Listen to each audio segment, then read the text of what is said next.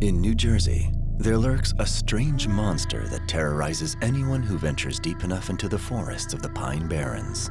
I've driven through the pines a few times, but not with the top down. No way. Anything can get you. Beware of the Jersey Devil. God almighty, was that running? Something just ran across the road.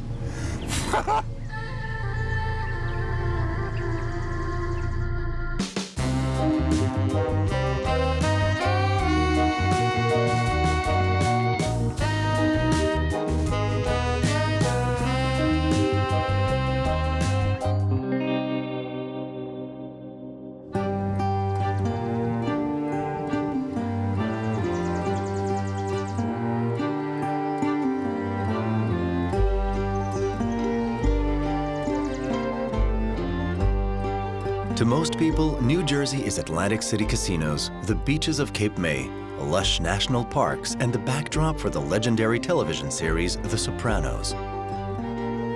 But this beautiful state and its rich history hide a secret, one that terrorizes some and amuses others, the Jersey Devil.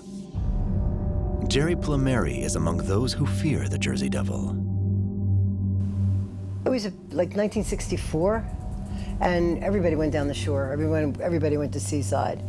And we were on our way home from the shore, going through the pines, and we had a convertible with the top down.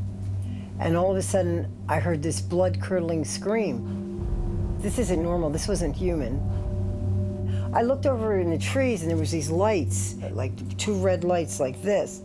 And it seemed to be something like swinging from tree to tree. I guess maybe about 2 minutes later, all of a sudden this thing flies in front of us. It was like 6 feet in front of us. And thank God, because we would have hit it. If he'd have came closer, we would have ran right into him. But he just stood there looking at us. I mean, we sat like this. He stared at us looking mean. And I'm thinking, he's gonna kill us. And we couldn't move. We couldn't even back the car up. We were too scared to do anything. Three of us just stared at each other. It was weird. It was really weird. Most people laugh or give me a look like, yeah, right. And 3 of my girlfriends last night, I told about it, and they all just looked at me. One said, oh, I've heard about it, but, and I says, no, it's real. She didn't believe me. Honestly, I don't care if you don't believe me. I believe my mother. Leeds Point in Galloway County is considered the birthplace of the Jersey Devil. It's here that the legend of the monster is taken most seriously, and the mayor, Don Purdy, is particularly proud of their most famous resident. I own a towing company with 6 tow trucks, and I own a body shop, and I own an auto repair center, and then I am the mayor of the town. I don't think that we've ever put a number on the amount of people that travel to Galloway Township or Leeds Point to find the or search of the Jersey Devil. But I'm sure there's a lot that we don't know. You know from going around the state of New Jersey at different stories that you've heard, but it all comes back to here. You know, this is it. Galloway Township is the home of the Jersey Devil. Well, Galloway's pretty unique. Galloway Township is the largest municipality in the state of New Jersey, depends on who's measuring it. It's 114 square miles. A lot of people measure some of the wetlands and so forth. It's a large community. It's really close to Atlantic City. Ken Suey is one of our great historians of Galloway Township, and Ken is a great guy in knowing the history of not only Galloway Township, but Leeds Point, because that's where Ken lives. And I think that there's history there, and I think as long as there's history, it will live. I believe that. You are in Galloway Township Historical Society Library. We collect anything and everything to do with primarily Galloway Township, but we also have an Atlantic City room, and anything in the area of historical value we assemble and record, keep records on it, and keep it for posterity. This small village of a few hundred souls was named after its founder, Daniel Leeds, a name as famous as it is common among locals. There is but one Leeds family that was established in South Jersey. There was some other ones in New England, but the Leeds family that established in New Jersey went ahead, proceeded. The first mayor of Atlantic City was Leeds. Chalky Leeds. Chalky Leeds. Yeah. Mayor of Galloway Township has been a Leeds at one point in time. Yeah, Harry. Yeah, Harry Leeds. Harry Leeds, and I'm married to a Leeds.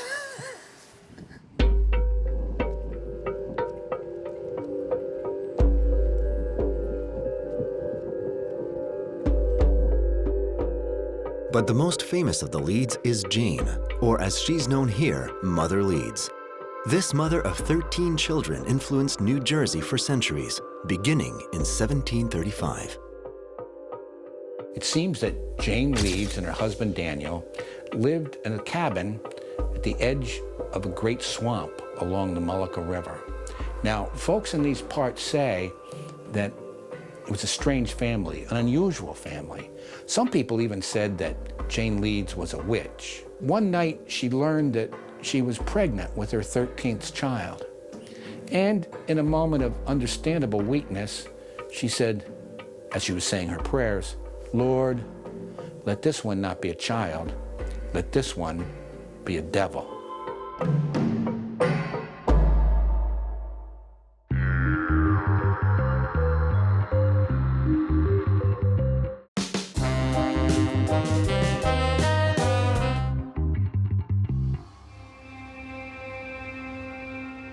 He was about 8 feet tall and like the head of a horse. And he looked angry, and he had horns. And his long arms had claws on the ends of it, you know, like it could really scratch you. The body was like all decrepit, sort of like the body of a horse, but not beautiful and smooth like a horse would be. And then like when a horse is up on two legs and they're going with their paws like this, the legs in the back are all crooked. Well, this is what he was, and he was walking on them like that, with hooves. And I'm telling you, I thought I was crazy. I didn't think I really saw this. And no sooner did he just stare at us like that for about 2 minutes, but 2 minutes is long when you're scared. He just sprouted his wings like this, which were humongous. They were really big, and just took off into the forest. Thank you for not killing me, seriously, because I could have been dead. People who claim to have seen the Jersey Devil describe it as having a dog or horse's head, horns, a body like a kangaroo's, broad wings, a reptile's tail, hooves, and razor-sharp claws. Someday in the late fall, listen carefully when you hear the wind coming off the ocean through the pines. It almost seems like someone is trying to tell us something, possibly someone's name. Oh, Mother Leeds. Oh, Mother Leeds.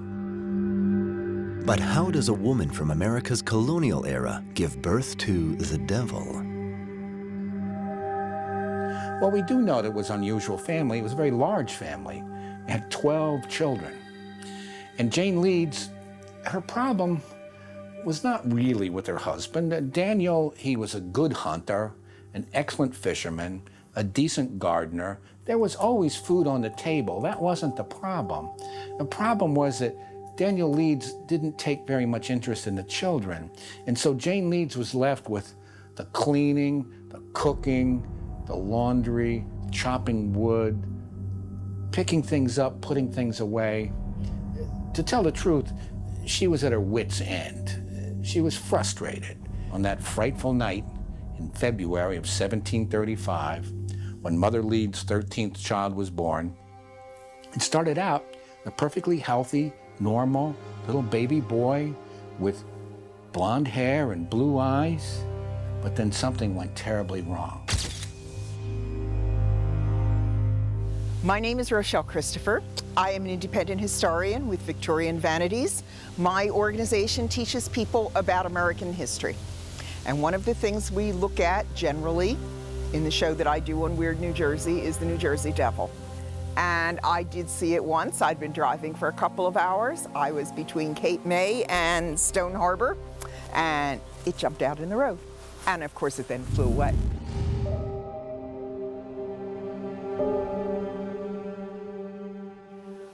Mother Leeds gave birth. The devil apparently was a beautiful baby boy. Soon after he was born, he grew talons and horns and wings unfurled from his back and very long legs. He went into the next room where the midwives were, and his father killed his father and mother, killed other children cowering in the corner, killed his mother, and then flew up the chimney, leaving all of this rubble behind. The tranquility of Leeds Point residents is sometimes disturbed by curious travelers looking for the very source of the Jersey Devil legend. The first stop on their macabre pilgrimage?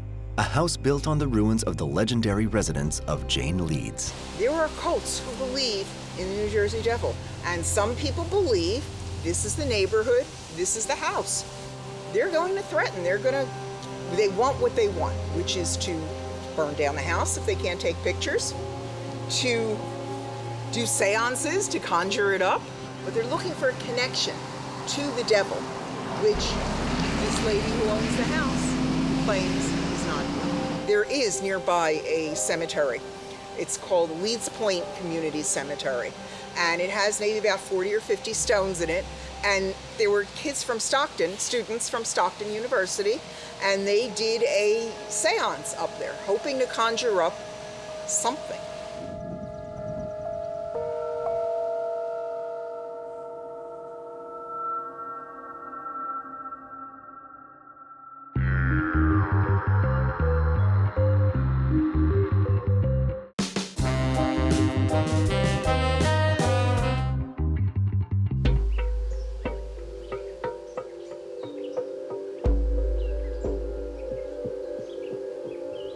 History and folklore mingle in the legendary stories of the Jersey Devil. One of the most famous of them features none other than Napoleon's brother, Joseph Bonaparte. There's a wonderful story about Joseph Bonaparte, the older brother of Napoleon, who lived in Philadelphia while he was waiting for his house to be built in Mount Holly. And he had an encounter with the New Jersey Devil. And apparently he looked at it with his gun, and the New Jersey Devil looked at him, and they both looked at each other, and finally the devil flew away. Well, Joseph Bonaparte swore that he was going to find the devil and bring it home as a trophy. Of course, he never saw it again. But it was in 1909, during the week of January 16th to 22nd, that the Jersey Devil made its most famous appearance, throwing the entire country into panic. Monster sightings occurred in Atlantic City, Philadelphia, and outside New York City. The newspapers picked up the story, and the Philadelphia Zoo even offered $10,000 for his capture. 1909, the week when everybody said they saw it. That was the week when the New Jersey Devil was seen all over southern New Jersey, but it flew away. It was seen in Bridgeton, and it flew away. It was seen by a group of people on a trolley car in Camden, and it flew away. And that seems to be the story. They saw it, and it flew away. And everyone on the trolley car said they saw it. It made an appearance on a rooftop. Adults in Philadelphia and Camden were afraid to send their children to school because they were afraid the New Jersey Devil was going to make its appearance. Paul Evans Peterson Jr. is one of those who believes in the legend of the Jersey Devil. He devotes his free time to organizing monster hunts and writing songs about New Jersey and its history. He even wrote a book, The Legendary Pine Barrens, New Tales from Old Haunts.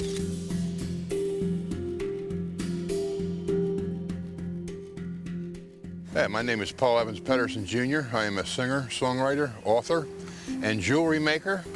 And I live here in the Pine Barrens of South Jersey, and I've seen the Jersey Devil. When Jerry Plumeri saw an ad in the local newspaper announcing a conference hosted by Paul Evans Peterson, she jumped at the opportunity to share her terrifying encounter in the summer of '64. I kind of like put it in the back of my mind because everybody thought I was nuts. So I ignored it. And now, mind you, years and years are gone by. This was 1964 when I saw in the newspaper they're having this talk at the library. Paul Peterson is going to, he writes books about the Jersey Devil. And I said, you know what, I got to go see this. There's something telling me to go. And I sat there in the second row because I knew I was going to talk to him. And I'm in the second row and he's talking. I was mesmerized by his talking because he saw the Jersey Devil 5 times. And he said, has anybody seen the Jersey Devil? So I went like this, real meek, because I'm thinking, these people are going to think I'm nuts. But you could hear a pin drop in the room.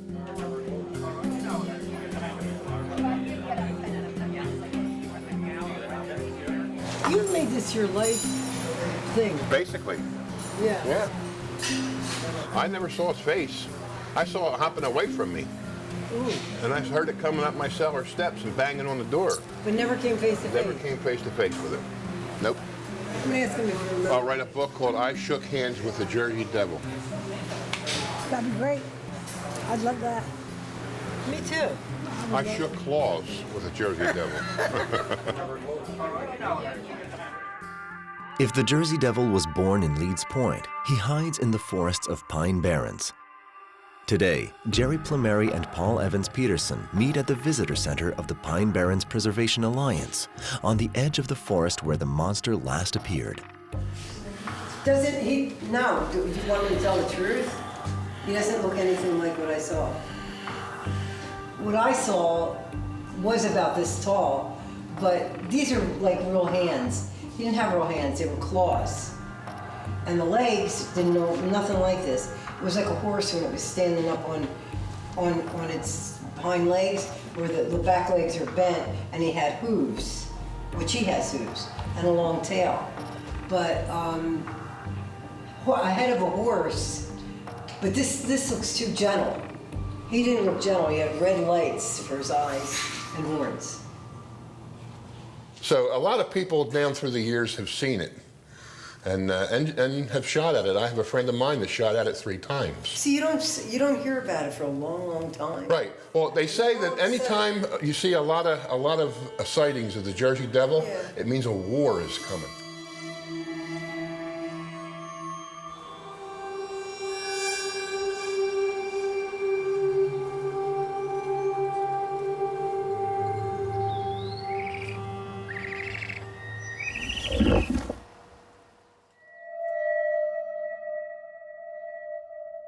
One of the best ways to protect yourself from the Jersey Devil is you got to find these tracks. And this is a story that goes back to me and my grandkids, or my kids when my kids were little.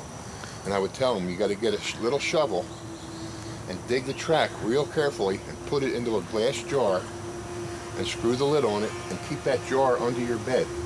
And as long as you keep that track in a jar under your bed, the Jersey Devil will never hurt you. Wow.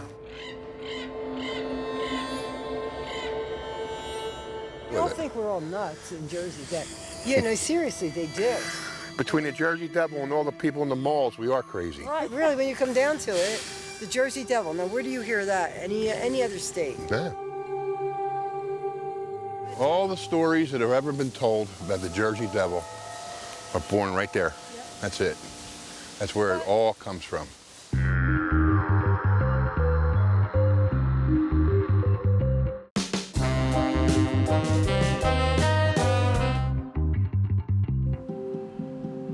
The Pine Barrens is 4,500 square kilometers or 1,700 square miles of dense forest bordering the Atlantic coast south of the state of New Jersey. In 1978, it became the first nature reserve protected by the U.S. government. People come here to get lost in nature. Some come to chase monsters. It is said that come nightfall, campers often find themselves more than a little unnerved. All right, what we're going to do right now is we're going to go through the heart of the Pine Barrens, and we're going to be looking for Jersey Devil tracks. And if we can, you never know, we might see something. The correct behavior is just to pay close attention to what's going on in the woods, not disturbing anything, because there's like 30 different kinds of plants that grow there and nowhere else. that are on the endangered species lists. There's a lot of animals on the same list, endangered species. And we're just going to watch the woods and see what comes out of it. And if we see the Jersey Devil, this has a really good reverse gear. And we'll be putting it in reverse and getting away from it. Welcome to New Jersey.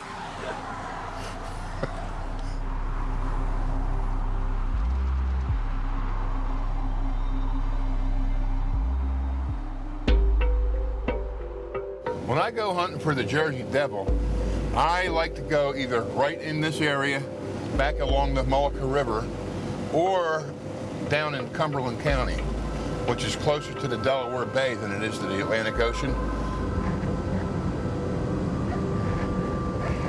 That's number one, that's why I keep a compass in the car. But as long as I know where the sun is, I'm usually pretty good about not getting lost. But I've been back here before, and it gets very frustrating if you don't know where you are. And you can get yourself really lost back here. And I mean for a whole day, maybe. And if it gets dark, forget about it. If you don't know what the hell phase the moon's in, you're gonna stay out there. I love it out here. This place is my heart, man. It really is. And ever since I've been a little kid, I just keep coming back out here, and I've tried to learn everything I can about all the different species of plants and animals and about the people. It's just a really special place. The earth in the Pine Barrens is sandy, which caused many European settlers to leave the area in search of more fertile land. Since then, this vast territory, which occupies nearly a quarter of the state of New Jersey, has been considered an inhospitable land. But this is a mistake, according to historian Kenneth Suey. This would have been a paradise for people that were establishing housing, first coming down. I have fuel, I have fire, I have water, I have fish in the water, I have food. I have cranberries that can grow here. They had the necessities of life. I don't consider us barren at all. Just look around you. Do you see anything barren about where we're at? I mean, water lilies, holly, magnolias. We have it all. Yeah? We're only going to go a little further.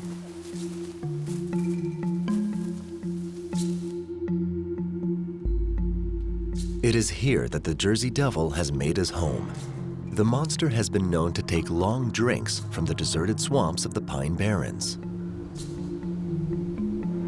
Another favorite haunt of the Jersey Devil, the ghost town of Batstow. This uninhabited village dates from 1766, almost 30 years after the birth of the monster.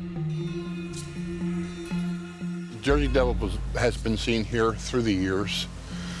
This village was started in the 1700s, and it was started as a ironworks. And they made iron stuff for the colonists. And during the Revolutionary War, they made munitions and stuff for the Revolutionary War fighters. And after that, in the 1800s, it was turned into a glass works. And they made window glass, what they call window light. And the state of New Jersey has preserved it. And it looks pretty much like it did back in that time.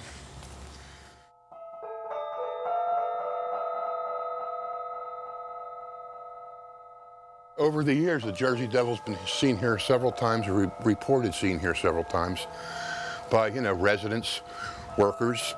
And this is the area where the sightings are very prevalent. It's right around here, because we're not that far from the back bays. The Batstow River's right through here. Batstow Lake is right over there. And it seems that the Jersey Devil prefers areas where there's water. So in areas like this is, where you're going to see it. Yeah, he's quiet until he starts screaming at people. And that's mainly what you hear about, is people hear it. They hear this ungodly scream that they can't, put their finger on what kind of animal they've ever heard in their life made that scream. And a lot of your quote unquote sightings are actually hearings, people that have heard whatever this thing is. And now we're going to go back into Bulltown Road, which is another kind of like a village back here where it's been seen a lot. So, if you fish where there ain't no fish, you ain't going to catch them. If you go looking for the Jersey Devil where he ain't going to be that day, you ain't going to see it.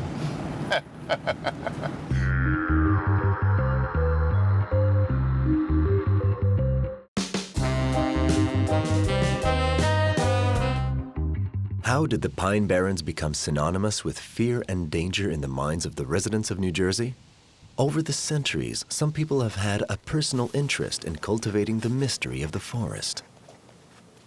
The Pine Barrens, because it's so sparsely populated, is a good place if you want to carry on illegal activities, because who's going to see you? So, for example, in the early days of the Republic, Alexander Hamilton had the idea to collect duties at the ports. So ships coming from Europe might go to New York or Philadelphia, and when they pull in, the tax collector was there to collect the customs duty. But let's say you don't want to pay the taxes.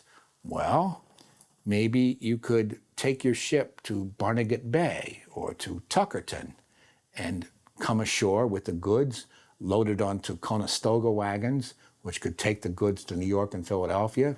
You would increase your profits because you didn't have to pay the taxes. Now, naturally, you don't want revenue officers coming around. And so you tell people the story of the Jersey Devil. You know, when outsiders come around into the woods, they often don't come out. And it was a mode of intimidation. Small, sandy roads crisscross the Pine Barrens. In New Jersey, they are called sugar sand roads. And of course, to venture on them increases your chance of coming face to face with the Jersey Devil.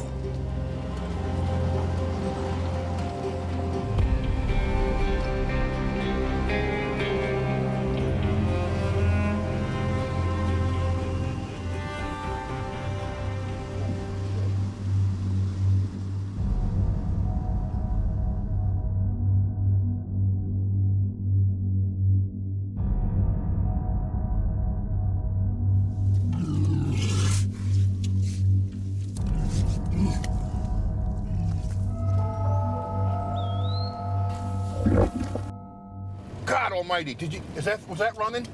Oh man, something just ran across the road. This is where, if you're gonna see something, this is where you're gonna see it. The Jersey Devil has been seen, or reportedly seen, and this is one of the main roads that they have the Jersey Devil hunts on. Because this is pretty much in the middle of the Pine Barrens right here. This is smack dab in the middle of it.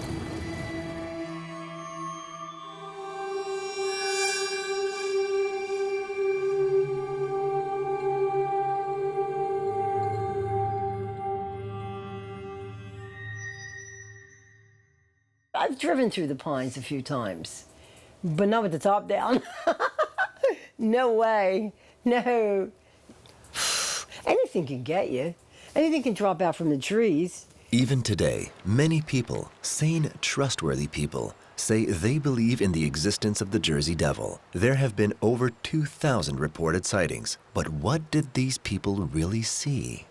A lot of people have said they've seen it. Could be anything. Could be drunk, could be tired, could be they want attention, could be they saw something. I can tell you that I don't believe in it, but when I drive through the Pine Barrens at night, there is something. It is creepy, and I don't know what it is. There are explanations, and many times my colleagues, fellow scholars, have come up with hypotheses to explain away what people saw, but they think they saw the Jersey Devil, but it's really something else.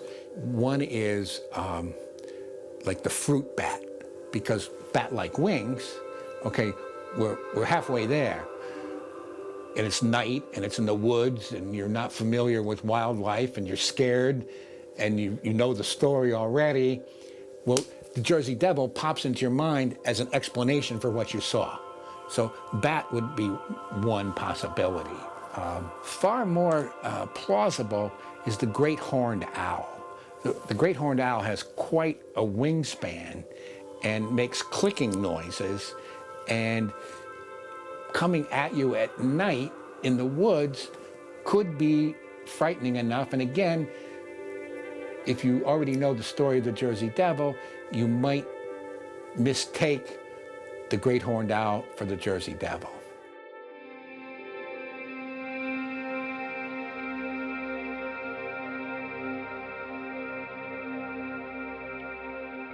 I have fished, trapped, and hunted for most of my life.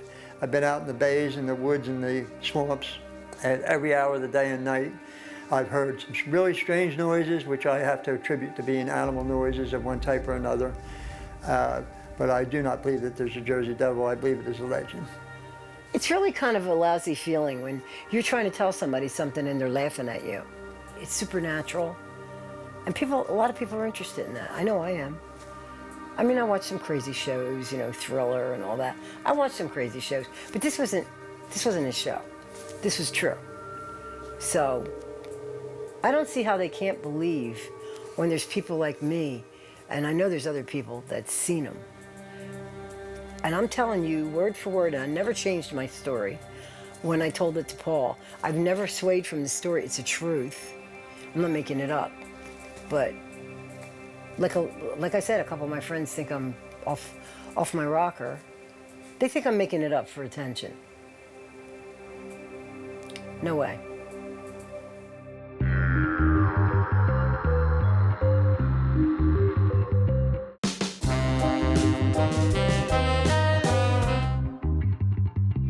The last stop on the trail of the Jersey Devil, the Washington Tavern, the only remnant of a village long gone.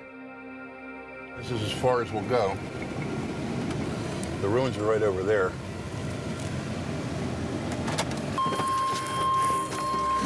This is the site of the Washington Tavern. And this is one of the best places, if you listen real close, you will see how absolutely dead quiet it is.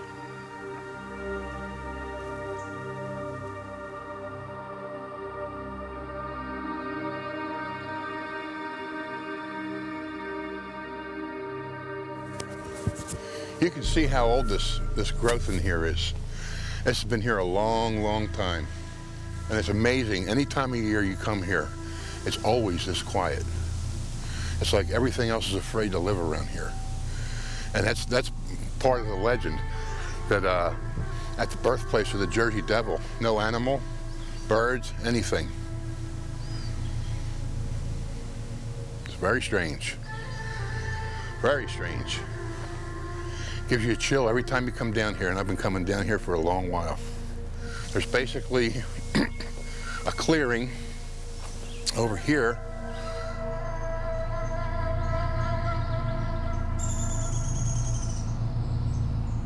The Jersey Devil has been sighted a lot here. And it was one of the hangouts of Joe Mulliner, one of the pine robbers. And like I said, this is all that's left.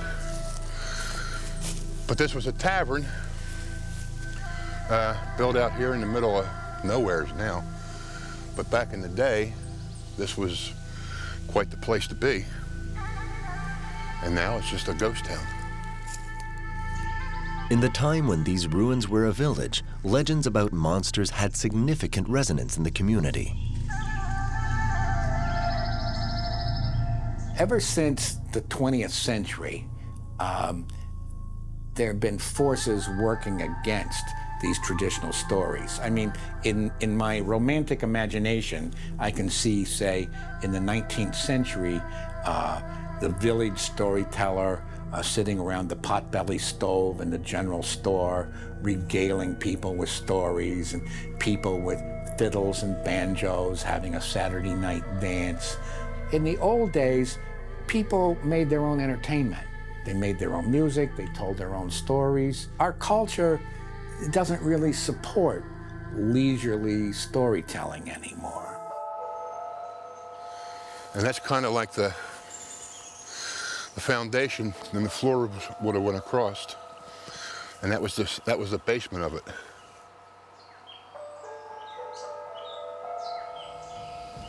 This all used to be brick, and it's disappearing. So even just standing here, you got to wonder. It really feels like you're being watched.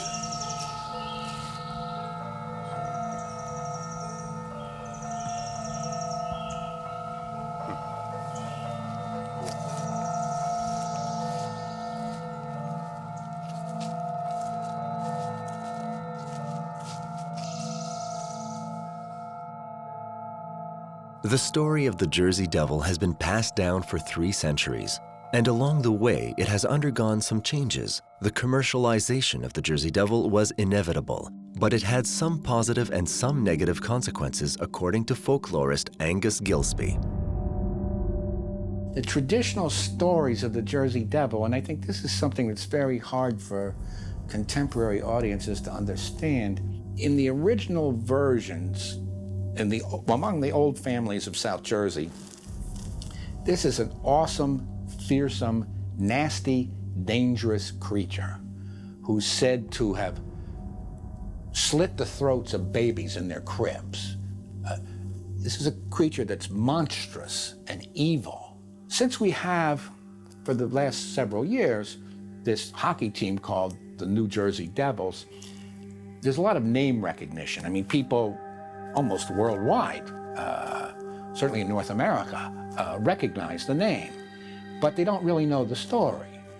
And the other problem is, over time, and particularly in places like Smithville, which is very close to Leeds Point, you have like souvenir shops selling T-shirts, shot glasses, pennants, postcards, and the usual representation is of the Jersey Devil as a kind of a cartoon character who's kind of cute. From my point of view, I mean, that's all wrong. I mean, this is not clever or cute or cartoon-like. This is awesome and scary and frightful.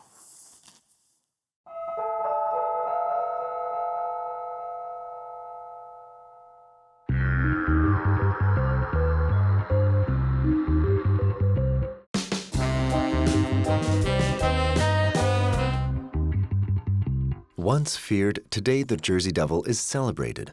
Even New Jersey native Bruce Springsteen has sung about the devil. Everyone embraces the Made in New Jersey legend, and everyone has their story to tell. And I was a kid riding a bike down there one time. My dogs were with me, the dirt road back there in Kings Highway. And something came out of the woods, made a noise. My dogs like chased it through the woods. They were barking and all this stuff. I don't know what it was this day. But I've hunted all around here all my life. And you just hear all the Jersey Devil stories, and then I'd be in the woods, you'd hear some screaming. People said, it's just a fox. But I don't know what it was. I'm 49, and I've been told this stuff since I was little. Who knows if it's true? I mean, I sort of believe it. It's like Bigfoot. I believe in Bigfoot.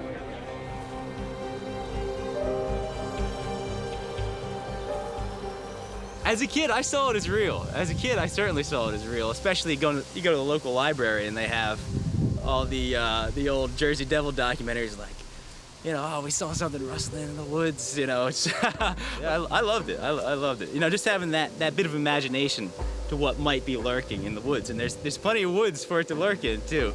I talk about it all the time. I talk about it anybody that'll listen, pretty much. So, well, I have plenty of relatives that have claimed that they've mostly heard the Jersey Devil, something rustling in the bushes. I think it's usually probably just a deer screaming, but I like to believe them when they say they heard it. But even those who believe in the monster don't necessarily think it's dangerous or means to harm anyone. I just think he's scared, and I think he's lost and doesn't know where he belongs. And maybe he's he just wants to reach out, but everybody's so scared of him because he looks like what people would call a freak, not to be mean, but he doesn't look normal, and people get scared of that. And he's become the devil. If he was the devil, he would have killed people. Yeah. He would have attacked people. So I think devil's the wrong word for him. I think he's just one of our many wonderful people to add to Jersey. I asked Paul how in the world this thing is still alive if it was born in the 1700s. Because let's face it, come on, that's a long time ago. And he says it reinvents itself. The first thing I said, well, who does he mate with? I mean, there's no other monsters. Who does he mate with? But the thing is, it's there. It's really there. But he doesn't hurt anybody. That's the main thing. I think that's pretty cool. He's sort of like in limbo. He's roaming around and has no place to go. As a professional folklorist, it's my job to be a professional agnostic. I don't want to be too skeptical, and I don't want to be too gullible. Besides, when I'm interviewing people, I have to show respect. And if somebody believes in the Jersey Devil, I'm not going to disabuse them of that. I want to draw them out. And I think it's easy enough to find skeptics. It's harder to find true believers. And it's harder yet to find a true believer who will go public with her story.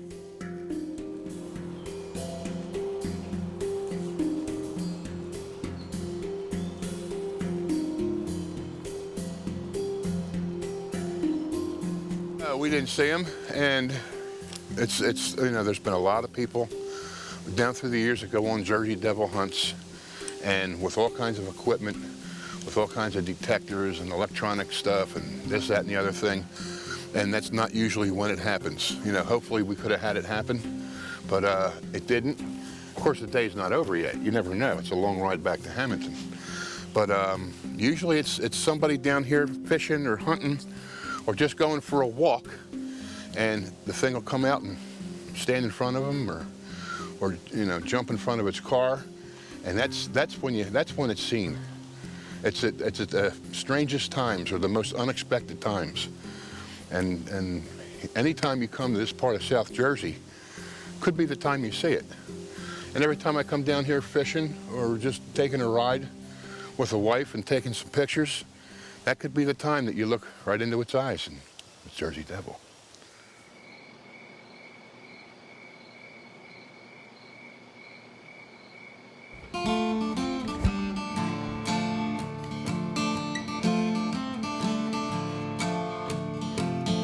In the backwater marshes where the cranberries grow, the water takes on the color of wine as it flows, and every evening the sun's fire drowns in the bay, and all the creatures that live here, they have their own special way. And I swear it's true, these pine barren blues, the folks that live in the barren, they have a story they tell. They say the old Leeds woman, she bore a child from hell. The night he's born, he took wings off and flew out into the night. They say you still hear him screaming when the conditions are right. And I swear it's true, these pine barren blues. Every time I go down there, I might not say anything to anybody else, but in my head, I'm thinking, You're looking in the trees. I'm looking in the trees. Even when I'm driving, I'm looking just to make sure, because you just never know. You don't know. I think it has to do with the weirdness that is New Jersey. If you're at all interested in the weird, New Jersey is probably the home of the weird. The next time you go into the woods late at night, take care. And when you hear the sudden crack of a twig behind you, beware. Beware of the Jersey Devil.